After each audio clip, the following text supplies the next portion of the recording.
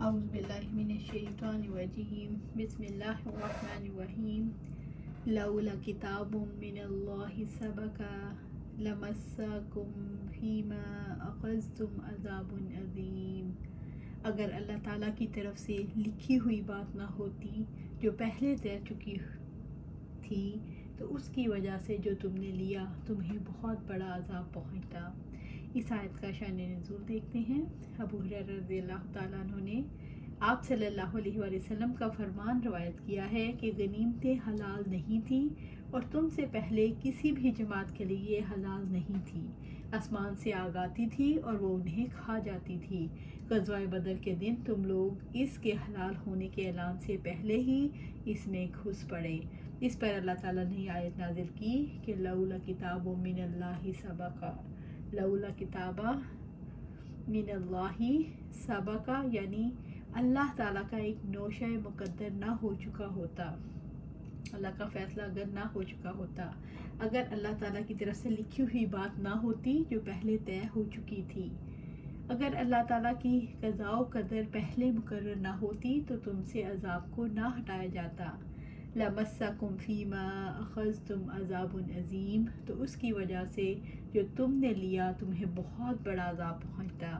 بدر کے دن قیدیوں سے جو فدیہ لیا اس کے بدلے میں تمہیں دردناک عذاب دیتا۔ اگر عذاب ملتا تو عمر رضی اللہ تعالیٰ عنہ کے سوا کوئی نہ بچتا۔ بدر کے قیدیوں کے بارے میں غلط فیصلے کے باوجود مسلمان بڑے عذاب سے کیسے بچ گئے؟ اللہ تعالیٰ نے بدر کے قیدیوں کے بارے میں مسلمانوں کے نامناسب طرز عمل کے باوجود عظیم عذاب سے بچا لیا، اس لیے کہ اس نے پہلے سے یہ فیصلہ کر رکھا تھا کہ اہل بدر کی غلطیوں کو معاف کر دیا جائے گا۔ فَكُلُوا مِمَّا غَنِمْتُمْ حَلَالًا طَيِّبًا وَاتَّقُوا اللَّهَ إِنَّ اللَّهَ غَفُورٌ رَحِيمٌ۔ سورۃ الانفال آیا 69۔ سو جو مال غنیمت تم نے حاصل کیا ہے اس میں سے کھاؤ، حلال اور پاک ہے، اور اللہ تعالیٰ سے ڈرتے رہو، بلا شبہ اللہ تعالیٰ بے حد بخشنے والا نہایت رحم والا ہے۔ فَكُلُوا مِمَّا غَنِمْتُمْ حَلَالًا طَيِّبًا، سو جو مال غنیمت تم نے حاصل کیا ہے اس میں سے کھاؤ، حلال اور پاک ہے۔ رب العزت نے یہ واضح فرمایا کہ الکتاب میں یہ بات لکھی جا چکی کہ مسلمانوں کے لیے مال غنیمت حلال ہے، اس سے پہلے کسی امت پر مال غنیمت کو حلال نہیں کیا گیا۔ رحمت عالم صلی اللہ علیہ وآلہ وسلم نے فرمایا، مجھے 5 چیزیں ایسی دی گئی جو مجھ سے پہلے کسی کو نہ دی گئی تھیں۔ 1، مجھے 1 مہینے کی مسافت پر روب کے ذریعے مدد دی گئی۔ 2، پوری زمین میرے لیے مسجد بنا دی گئی اور پاک بنا دی گئی، بس میری امت میں سے جس شخص پر جہاں بھی نماز کا وقت آ جائے اسے چاہیے کہ اسی مقام پر نماز پڑھ لے۔ 3، میرے لیے غنیمت کے مال حلال کر دیے گئے اور مجھ سے پہلے کسی نبی کے لیے حلال نہ کیے گئے تھے۔ 4، مجھے شفاعت کی اجازت دی گئی۔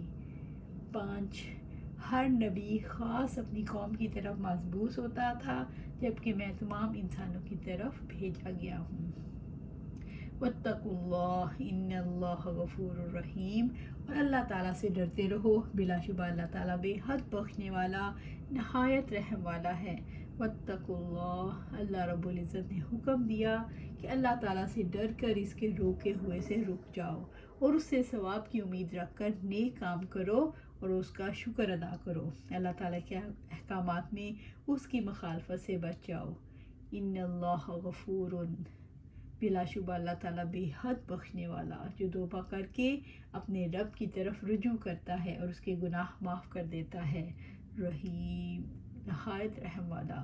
اس کی رحمت ہے کہ اس نے مال غنیمت کو حلال کر دیا۔ یا ایھا النبی قل لمن فی ایدیکم من الاسری ان یعلم اللہ فی قلوبکم خیرا یؤتیکم خیرا مما اخذ منکم وَيَغْفِرْ لَكُمْ وَاللَّهُ غَفُورٌ رَحِيمٌ۔ اے نبی صلی اللہ علیہ وسلم، تمہارے ہاتھوں میں جو قیدی ہیں ان سے کہہ دو، اگر اللہ تعالیٰ تمہارے دلوں میں کوئی بھلائی معلوم کرے گا تو جو فدیہ تم سے لیا گیا ہے وہ اس سے بہتر تمہیں دے گا اور تمہیں بخش دے گا، اور اللہ تعالیٰ بے حد بخشنے والا نہایت رحم والا ہے۔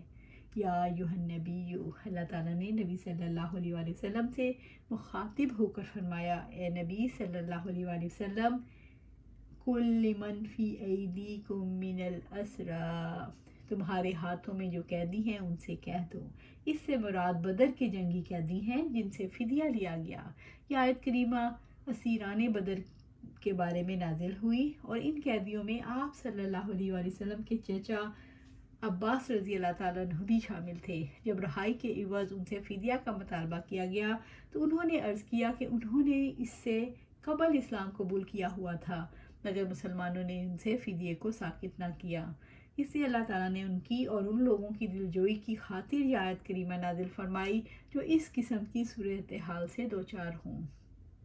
فرمایا یعنی جو مال تم سے لیا گیا ہے اللہ تعالیٰ اپنے فضل و کرم سے اس کے بدلے خیر کثیر عطا فرمائے گا۔ بدر کے قیدیوں میں رسول اللہ صلی اللہ علیہ وآلہ وسلم کے چچا عباس اور آپ صلی اللہ علیہ وآلہ وسلم کے داماد ابو العاص اور آپ صلی اللہ علیہ وآلہ وسلم کے چچا زاد بھائی نوفل اور عقیل بھی شامل تھے۔ عائشہ رضی اللہ تعالیٰ عنہ کا بیان ہے کہ ابو العاص رضی اللہ تعالیٰ عنہ کو چھڑانے کے لیے آپ صلی اللہ علیہ وآلہ وسلم کی صاحبزادی زینب رضی اللہ تعالیٰ عنہ نے مکہ سے ایک ہار بھیجا جو انہیں خدیجہ رضی اللہ تعالیٰ عنہ نے دیا تھا۔ اسے دیکھ کر رسول اللہ صلی اللہ علیہ وسلم پر رکت طاری ہو گئی اور آپ صلی اللہ علیہ وسلم نے صحابہ رضی اللہ عنہ اجمعین سے فرمایا اگر تم راضی ہو تو میں زینب کے قیدی کو یہ ہار لیے بغیر رہا کر دوں۔ صحابہ رضی اللہ عنہ نے اسے بخوشی منظور کر لیا۔ پھر آپ صلی اللہ علیہ وسلم نے اپنے چچا عباس رضی اللہ تعالیٰ عنہ سے فدیہ طلب فرمایا تو وہ کہنے لگے میرے پاس تو کچھ بھی نہیں۔ آپ صلی اللہ علیہ وسلم نے فرمایا آپ کا وہ مال کہاں جسے آپ نے اور آپ کی بیوی ام الفضل نے مل کر زمین میں دفن کیا ہے؟ یہ سنتے ہی عباس رضی اللہ تعالیٰ عنہ بولے بے شک آپ صلی اللہ علیہ وسلم اللہ کے رسول ہیں، اس لیے کہ اس سونے کا میرے اور ام فضل کے سوا کسی کو علم نہیں ہے۔ پھر عباس رضی اللہ تعالیٰ عنہ نے اپنا اور اپنے دو بھتیجوں کا اور اپنے حلیف عتبہ بن عمر کا فدیہ ادا کیا۔ اسلام قیدیوں سے کیا چاہتا ہے؟ اسلام قیدیوں کے دلوں میں بھی بھلائی تلاش کرتا ہے۔ اسلام ان کی فطرت کو بیدار کرنا چاہتا ہے۔ اسلام ان کو امید کی کرن دکھاتا ہے تاکہ ان کے دل ایمان کے نور سے بھر جائیں۔ اسلام چاہتا ہے کہ ماضی کے مقابلے میں ان کا مستقبل سنور جائے۔ اسلام قیدیوں کے بارے میں کیا نہیں چاہتا؟ اسلام قیدیوں سے انتقام نہیں لینا چاہتا۔ اسلام قیدیوں کا استحصال نہیں کرنا چاہتا۔ اسلام قیدیوں کو ذلیل نہیں کرنا چاہتا۔ اِن یعلم اللہ فی قلوبکم خیرا یؤتکم خیرا مما اخذ منکم ویغفر لکم، کہ اگر اللہ تعالیٰ تمہارے دلوں میں کوئی بھلائی معلوم کرے گا تو فدیہ تم سے جو لیا گیا ہے وہ اس سے بہتر تمہیں دے گا اور تمہیں بخش دے گا۔ اگر اللہ تعالیٰ تمہارے دلوں میں بھلائی یعنی اسلام دیکھے گا، یعنی اللہ تعالیٰ تمہارے دلوں میں ایمان صادق اور خالص ایمان دیکھے گا، وہ تمہارے دلوں میں خالص ایمان اور نیت کی صحت دیکھے گا۔ یؤتیکم خیرا مما اخذ منکم، جو فدیہ تم سے لیا گیا ہے وہ اس سے بہتر تمہیں دے گا۔ جو تم سے فدیہ لیا گیا اس کے بدلے میں اللہ تعالیٰ تمہیں خیر کثیر عطا فرمائے گا۔ اللہ تعالیٰ نے عباس رضی اللہ تعالیٰ عنہ سے اپنا وعدہ پورا کیا۔ اس کے بعد انہیں بہت زیادہ مال حاصل ہوا، حتیٰ کہ ایک مرتبہ آپ صلی اللہ علیہ وسلم کے پاس بہت زیادہ مال آیا۔ عباس رضی اللہ تعالیٰ عنہ کی خدمت میں آئے تو آپ صلی اللہ علیہ وسلم نے حکم دیا کہ اپنے کپڑے میں جتنا مال اٹھا سکتے ہو لے لیں۔ انہوں نے اتنا مال لیا کہ ان سے اٹھایا نہیں جا رہا تھا۔ وَيَغْفِرْ لَكُمْ، اور تمہیں بخش دے گا، یعنی تمہارا اللہ تعالیٰ اور رسول کے کفر کرنے جیسے گناہ بھی اللہ تعالیٰ اس کے رسول کے ساتھ جنگ کرنے جیسے گناہ کو اللہ تعالیٰ بخش دے گا۔ یہاں سے خیر سے کیا مراد ہے؟ خیر سے مراد ایمان ہے۔ واللہ غفور الرحیم، اور اللہ تعالیٰ بہت بخشنے والا نہایت رحم والا ہے۔ واللہ غفور، اللہ غفور ہے، جب بھی بندے اس سے توبہ کرتے ہیں وہ گناہ بخش دیتا ہے۔ اللہ تعالیٰ رحیم ہے، ان سے توبہ کے بعد مواخذہ نہیں کرتا، انہیں سزا نہیں دیتا۔ وَإِن يُرِيدُوا خِيَانَتَكَ فَقَدْ خَانُوا اللَّهَ مِن قَبْلُ فَأَمْكَنَ مِنْهُمْ وَاللَّهُ عَلِيمٌ حَكِيمٌ، اور اگر وہ آپ سے خیانت کا ارادہ کریں تو بے شک پہلے اللہ تعالیٰ سے بھی انہوں نے خیانت کی تو اس نے ان پر قابو دے دیا، اور اللہ تعالیٰ سب کچھ جاننے والا کمال حکمت والا ہے۔ سورۃ الانفال آیا 71۔ وَإِن يُرِيدُوا خِيَانَتَكَ، اور اگر وہ آپ سے خیانت کا ارادہ کریں، اگر وہ آپ صلی اللہ علیہ وآلہ وسلم کے ساتھ جنگ کرنے کی کوشش کر کے خیانت کرنا چاہیں، فقد خانوا اللہ من قبل، تو بے شک پہلے اللہ تعالیٰ سے بھی انہوں نے خیانت کی، انہوں نے اللہ تعالیٰ کے احکامات کی بدر کے واقعے سے پہلے بھی مخالفت کی۔ فَأَمْكَنَ مِنْهُمْ، تو اس نے ان پر قابو دے دیا، اللہ تعالیٰ نے بدر میں مومنوں کو کافروں پر قابو دے دیا۔ رب العزت نے انہیں خیانت کرنے سے روکا ہے کہ نبی صلی اللہ علیہ وآلہ وسلم کے ساتھ خیانت کرنے سے بچیں، کیونکہ وہ اللہ تعالیٰ کے قابو میں ہیں۔ آپ صلی اللہ علیہ وآلہ وسلم کے ساتھ خیانت کرنے سے بچانے کے لیے قیدیوں کو کیا دعوت دی گئی؟ قیدیوں کو دعوت دی گئی کہ غور کریں پہلی خیانت کا کیا نتیجہ نکلا۔ اب وہ مسلمانوں کی قید میں ہیں اور اللہ تعالیٰ نے انہیں رسول اللہ صلی اللہ علیہ وآلہ وسلم کے رحم و کرم پر چھوڑ دیا ہے، اس لیے دوبارہ خیانت کرنے سے باز آ جائیں۔ واللہ علیم حکیم، اور اللہ تعالیٰ سب کچھ جاننے والا کمال حکمت والا ہے۔